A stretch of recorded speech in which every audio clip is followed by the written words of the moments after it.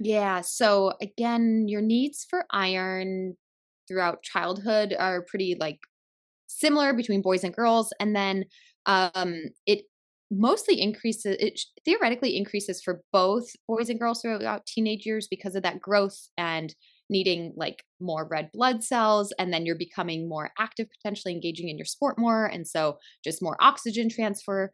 But once girls start menstruating and we have monthly blood loss, then we have a higher need for iron as well to replenish what's lost. So your needs jump from childhood of 8 milligrams a day to adolescence, more like 15 milligrams per day of iron. And then actually adult women do need more, about 18 milligrams a day. And that's because during your teenage years, I know you've had episodes, and I think I've even talked about like the menstrual cycle for female athletes on your podcast before, but I want to stress, I definitely want to stress the importance of a regular menstrual cycle, but also it's not like you get your period and it's regular right away. So it is expected that adult women have more iron loss through their menstrual cycle than teenage girls, just because the menstrual cycle is not quite regular yet.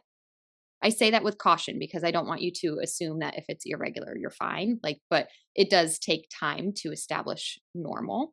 Um, okay, I won't go down too much of a rabbit hole there, but that's why you need 15 milligrams a day. And man, if I start giving you the numbers, like 3 ounces of chicken actually only has 1 milligram of iron in it.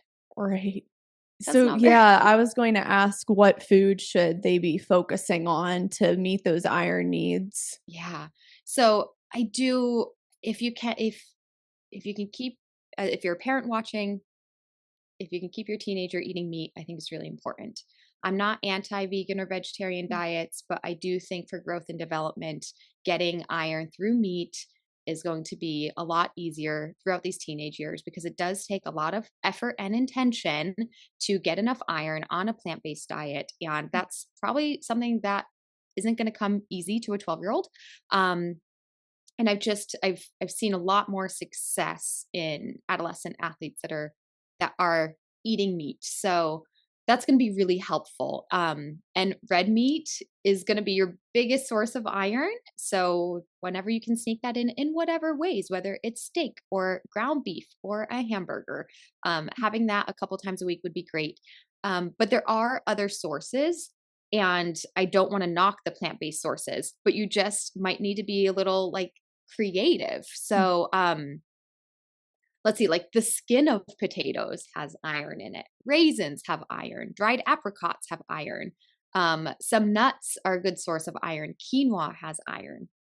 Any like anything that's more like whole grain, like a whole grain bread might have a little bit of iron compared to a white bread. I'm not anti white bread, but we're trying to choose foods that we can sneak in this iron because it's so important. And again, teenage athletes too, like they're tired all the time. They might be, not getting enough sleep, which, it's a big problem across all age categories, but we really want to, like, they're just still kids and they're developing and their brains are developing, and we need them to have energy to do all these things that they want to do as they're developing into young adults. And so we really need that iron to get it in. So meat, but red meat, any meat, if you can choose, like when it comes to poultry, like incorporating some chicken thighs or some wings in there, some dark meat is good. Um, Fish has a little bit as well, so you can go for that, and then being like I think, like, trail mixes are a good idea because you sneak in those nuts and seeds and dried fruit that ends up having a lot of iron too. Awesome. So it sounds like there's quite a variety they can put together, but they really need to pay attention to the amount of iron they're getting because it's definitely a lot less than what they think. So it's It so probably crazy, like is. when you say the numbers out loud. Yeah. Yeah, it is, and, sometimes I'm like, "Well, how did I survive?" Right. Well, I don't know if I did. Part and I will say part when I think back to my childhood, part of me is like, my adolescent years, I'm like, "Ah, yeah, how did I survive?" Well, I could have been better, but also Yeah.